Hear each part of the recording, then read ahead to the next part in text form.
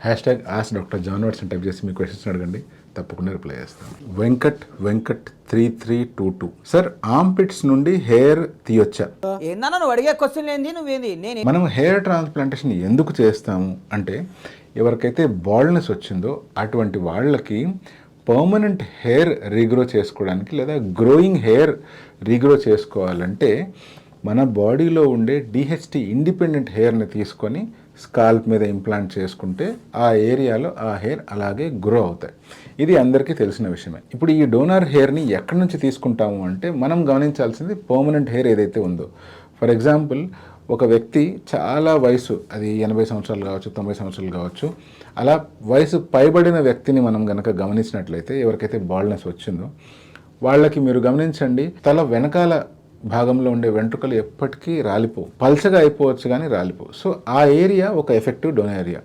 అంతేకాకుండా మనం గమనించవచ్చు, ఫేస్ మీద ఉండే ఐబ్రోస్ కావచ్చు, మీసాలు కావచ్చు, గడ్డం కావచ్చు, మన ఆర్మ్‌పిట్స్లో ఉండే హెయిర్ కావచ్చు, చెస్ట్ మీద హెయిర్ కావచ్చు, ప్యూబిక్ హెయిర్ కావచ్చు, రేర్ కేసెస్లో హ్యాండ్స్ మీద, బ్యాక్ మీద, థైస్ మీద ఉండే హెయిర్ కూడా మనం యాజ్ ఎ డోనర్ ఏరియా వాడచ్చు.